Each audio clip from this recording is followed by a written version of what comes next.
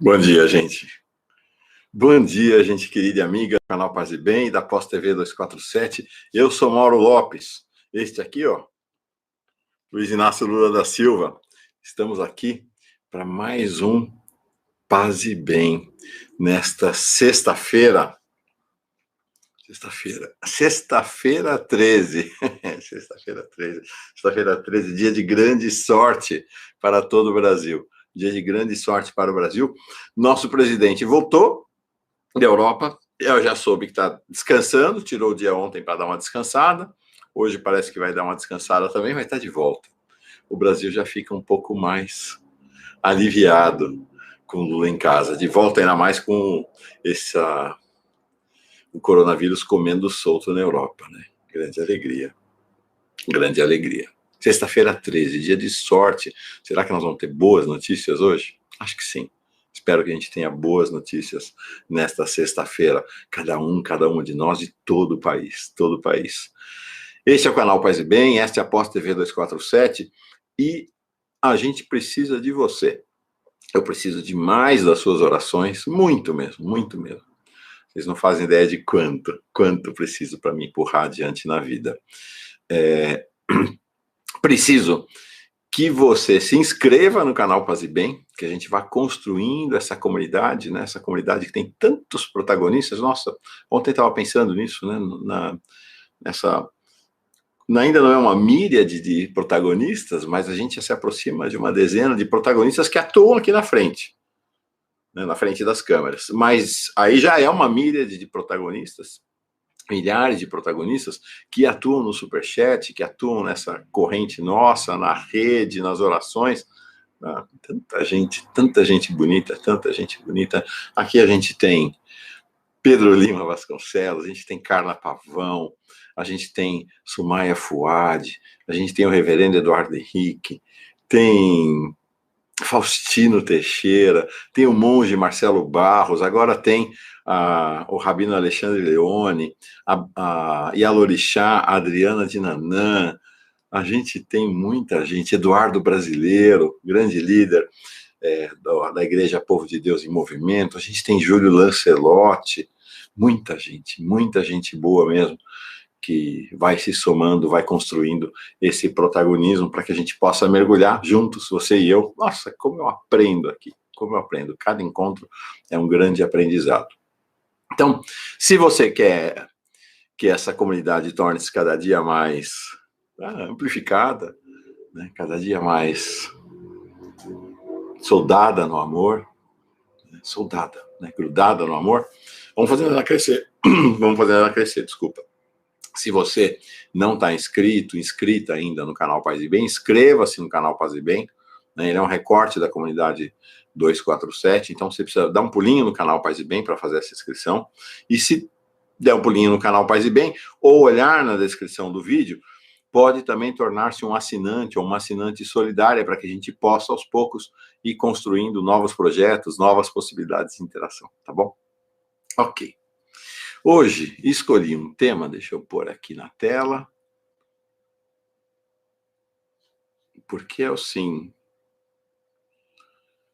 Qual é o tema número 1 do país nesse momento? Coronavírus. Qual é o tema número 2 do país nesse momento? Coronavírus. Qual é o tema 3 do país nesse momento? Coronavírus. Só se fala e respira coronavírus. Um minutinho só.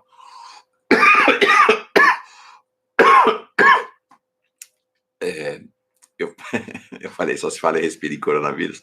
Tô aqui tossindo. Eu tô com uma infecção na garganta super chata. Por isso que tô tossindo. Não é gripe, não. Bom, também se for, né? Quem sabe. Mas esse é o nosso tema. E o que acontece? O coronavírus começa a se enxergar, não começa não, ele é enxergado como mais uma peste que se abate sobre a humanidade. Então, o tema que eu queria trazer hoje é esta peste, outra peste, como tantas que aconteceram ao longo da história, que quer nos afastar. Esta peste que é instrumentalizada pelo sistema e pelas elites como algo a nos manter cada uma de nós, especialmente o povo, os mais pobres, longe um do outro, distantes, mas sem toque, sem afeto, sem carinho, sem sexo. Mas eu digo para vocês, para você, para mim, digo para você, a sexualidade é incontível. É impossível conter a sexualidade que que jorra por todos os poros do multiverso. Impossível. Mas é o que eles querem. É o que é a mensagem falsamente moral que se esconde por cada onda de doenças ao longo da história. O coronavírus nos aparece como uma nova peste que renova as ameaças que pairam sobre a humanidade, sobre a criação, de tempos em tempos. Né? Como se fosse assim, não, é preciso limpar, é preciso purificar. E em cada peste, em cada ciclo desse de doença, há um grupo de indesejáveis para as elites que é escolhido como a maior vítima. Foi assim. Houve pestes devastadoras, pandemias muito mais graves do que essa pandemia agora do coronavírus. A peste negra, entre 1346 e 1353, devastou a Europa e a Ásia. Estima-se que morreram entre 75 e 200 milhões de pessoas. Um arco realmente bem grande. Um arco bem grande, mas que, é claro, pensar 1343 a 1353, século XIV, as condições de realizar um censo, e um censo sanitário, eram muito difíceis. Então, devastou, e naquele momento, num momento ainda de uma constituição ainda menos elaborada e complexa da sociedade, foi uma peste que atingiu indistintamente todas as pessoas, tanto na Europa como na Ásia. Estima-se que um terço da população europeia morreu durante a peste negra. Mas nós sabemos, né, que o domínio das elites continua depois. Né? Então as elites não foram varridas do mapa na peste negra. Ou agora, mais contemporaneamente, a grande peste do século XX. A grande peste do século XX, a AIDS. A AIDS, um vírus, como o coronavírus agora, um vírus também, matou 32 milhões de pessoas desde o início, em 1981, até 2018. 32 milhões de pessoas. Quem? Sobretudo homossexuais. Ah, não é, turma do Bolsonaro? O mundo pode ser um pouco limpo dessa raça dos homossexuais. E mais, talvez seja a peste mais emblemática desta manipulação que condena a sexualidade, que condena o sexo livre, que condena o amor livre como práticas a serem reprimidas para o controle social. Vamos falar disso. Em 2009 e 2010, outra peste, já em menor escala, como aparentemente o coronavírus será, o H1N1 matou 17 mil pessoas ao redor do mundo. O coronavírus até agora matou 4.900.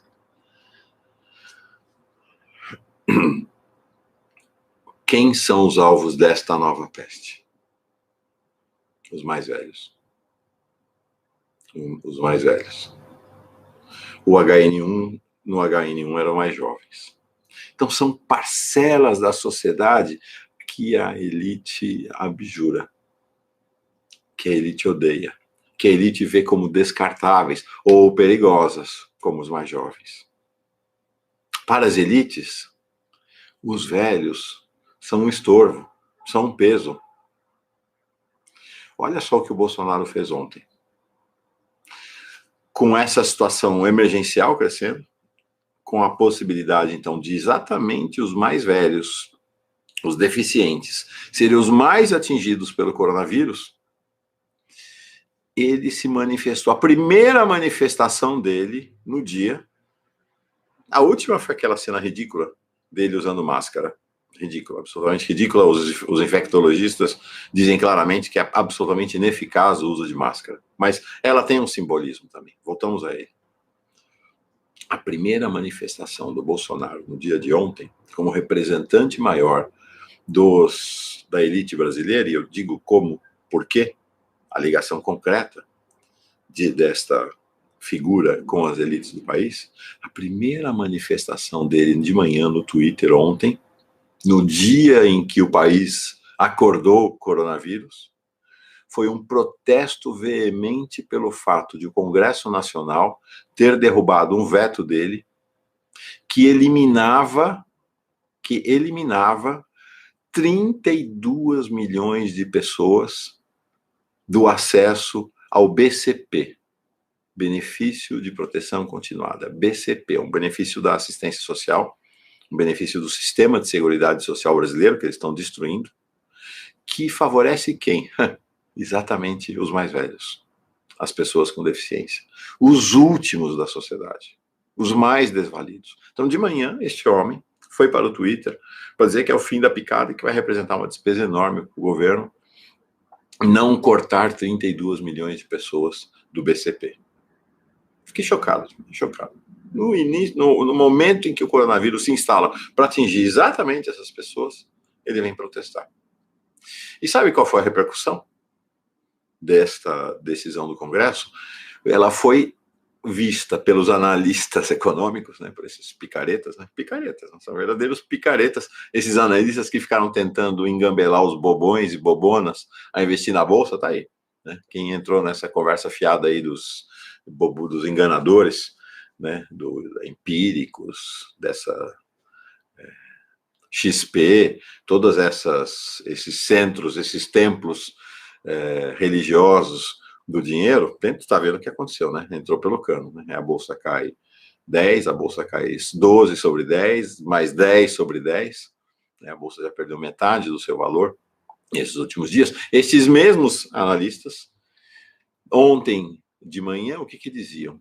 Que um dos fatores a impulsionar as quedas nas bolsas era a decisão do Congresso. Para as elites, favorecer os mais pobres é um crime.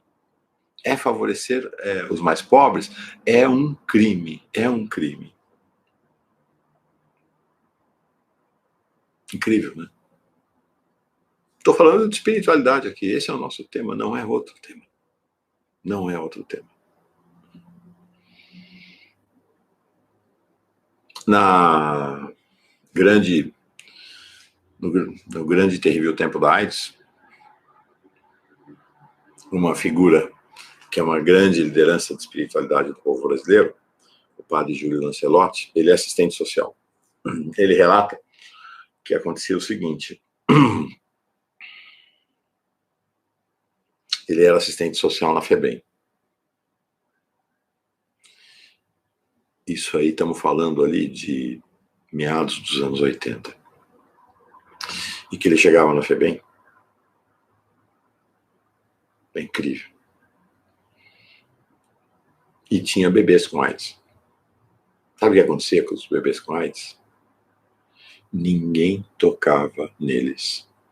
Os funcionários da FEBEM, apavorados diante da peste da AIDS, num momento de grande desinformação também, em que a ideia era que encostou pegar AIDS.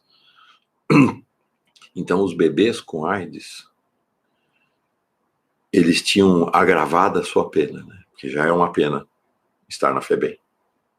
Já é uma pena. A FEBEM é uma prisão, então nós somos uma sociedade que coloca bebês na prisão. Ou pelo menos colocava bebês na prisão naquele momento. Depois, com os governos Lula e Dilma, a situação mudou um pouco. Voltaremos a ter bebês na prisão. Então, Júlio diz assim: não se dava banho, não se abraçava, não se encostava nos bebês durante a grande crise da AIDS, na FEBEM. E foi aí que ele tomou a decisão. Ele abriu as que ficaram conhecidas como Casa Vida. Ele fez um acordo com a FEBEM e falou, bom, vocês não encostam nessas crianças, deixa que nós vamos cuidar delas. E ele estruturou com um enorme apoio da comunidade ali da região do Belém, da Moca, comunidade pobre, né? Os ricos detestam o Júlio Lancelotti. Ele estruturou a Casa Vida e depois a Casa Vida 2. E foi uma maravilha, porque eu conheci o Júlio já no novo século, e ele tinha meninos e meninas jovens que sobreviveram graças à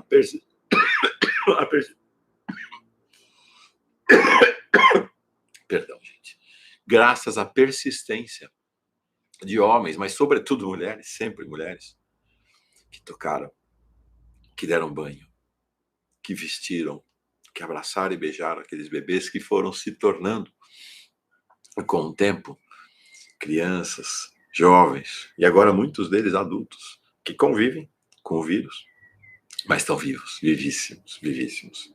Tem uma cena do Júlio dramática que ele relata, porque houve antes do surgimento do coquetel, houve, né, as pessoas, nossa, morriam, a taxa de mortalidade era altíssima, morriam uma atrás da outra, então nessas casas morriam bebês um atrás do outro, antes do surgimento do coquetel. E aí, ele conta que um dia ajoelhou ali no oratório da igrejinha de São Miguel Arcanjo, ao lado das Casas Vida, que é onde ele é pároco, e ajoelhou no oratório e aí virou-se para Deus no seu coração e disse: ou desiste você ou desisto eu. Não dá mais de né, ver uma morte atrás da outra. Mas, felizmente, logo depois surgiu o coquetel e as crianças começaram a sobreviver. Começaram a sobreviver e se tornaram jovens, homens e mulheres vivos e fortes. Por que eu pus essa camiseta hoje do nosso Lulão aqui, ó? Por quê? Nosso Lulino sim. Mas, para a sociedade brasileira, para além de todos os papéis que ele já cumpriu, de toda a absoluta relevância que ele tem na história do país, neste momento concreto, em que os mais velhos já começam a ser e serão colocados na berlinda, em que as vítimas se tornarão objeto de horror, de nojo e de distanciamento para as elites, Lula afirma a sexualidade dos mais velhos. Lula diz, como ele diz, aos 74 anos, eu me sinto com a energia de alguém de 30 e a potência sexual de alguém de 20. A relação dele com Janja é uma declaração subversiva, absolutamente subversiva nesse tempo do coronavírus, de que a vida não acaba com a velhice. De que a velhice é momento de estar mais vivo e viva do que nunca, de renovar a vida, de afirmar o direito à sexualidade, ao toque, ao carinho, ao amor, ao sexo.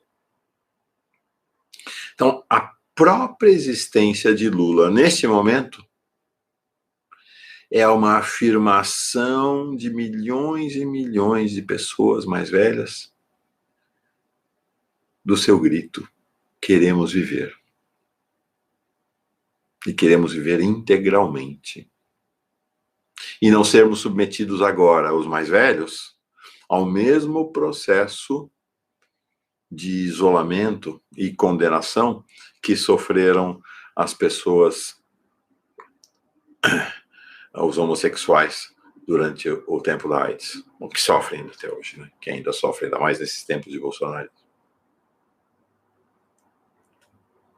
Há uma maravilha acontecendo neste transcurso agora dessa nova peste, a coronavírus. A maravilha representada por Lula, que é a da afirmação do direito ao carinho, ao afeto, ao toque dos mais velhos. Ó, calma. Porque a conversa que nós vamos ouvir agora é a mesma que nós ouvimos no tempo da AIDS. Que é, não chega perto de um aidético, não encosta. Lembram, né? Lembram? Os mais velhos lembram. É a mesma conversa que nós vamos ouvir agora. Já tem isso, né? Já começou. Não beija na boca, não namora. Já começou. Já começou. Então, mesmo sabendo, porque essa é uma pena que se querem impor aos mais jovens também, mesmo sabendo que a taxa de mortalidade é irrisória entre os mais jovens, a ordem é não beija. Não beija, não pode beijar. Não pode pegar na mão. Não pode, não pode, não pode. Mas as pessoas continuarão a fazer sexo. Graças a Deus. As pessoas continuarão a afirmar seu direito à sexualidade. Porque sem a sexualidade, acabou a vida. Não existe vida. Não existe vida. Ah, precisa ter precauções? Claro. Claro. A AIDS trouxe a necessidade extrema do uso da camisinha. A precaução. Mas a precaução não significa renúncia. A precaução não significa a abdicação do direito ao sexo e à expressão da sexualidade. Através do sexo, mas através também do toque, do carinho, do afeto entre nós. Então, o Paz e Bem de hoje é uma afirmação do direito à sexualidade e à sua expressão nas diferentes maneiras, de diferentes formas. Na rua, do toque, do andar de mão dadas, do beijo e da expressão do sexo mesmo, né, a quatro paredes entre homem e mulher, mulher, homem e homem, entre todos os seres que vivem. E aí, Lula, a figura, impressionante isto, né, como a figura de Lula teima em estar no centro da vida do país, como esperança. Nós temos outra figura, que é Bolsonaro, que teima estar no centro do país como danação, né, como sentença de morte para os mais pobres, para o povo brasileiro. Né? Mas a gente pode fazer a nossa escolha, né? Quem é a nossa referência? Quem é a nossa referência? Quem carrega a nossa esperança? Então, a meditação de hoje é uma meditação não de pena em relação aos mais velhos, não. É uma meditação de afirmação plena, e não de pena, afirmação plena da nossa sexualidade. Vivamos em alegria e sorriso em meio a essa nova peste que campeia de dia e de noite ao redor do planeta.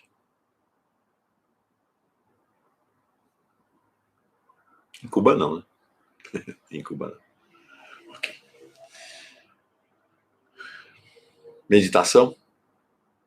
Que nossa meditação nos una nessa jornada de afirmação da nossa sexualidade. Tá bom? Então, espinha ereta. Presidente, tá descansando, né? Tá descansando. Presidente Janja, boa volta. Sejam bem chegados ao Brasil. Espinha ereta, coração tranquilo, respiração profunda. Que a nossa respiração seja gozo mesmo, por nós estar vivos. Pela renovação da vida no interior de cada uma de nós.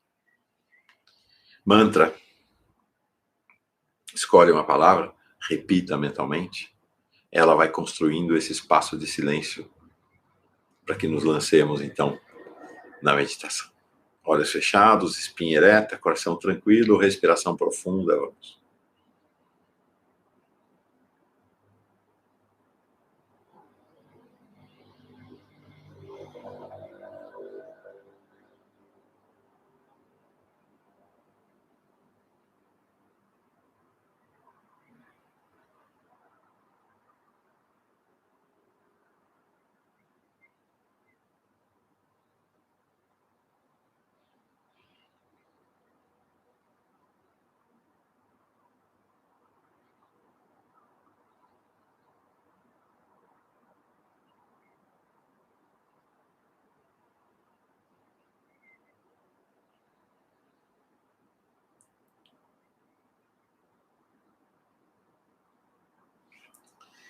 Gente querida e amiga, boa sexta-feira, bom fim de semana.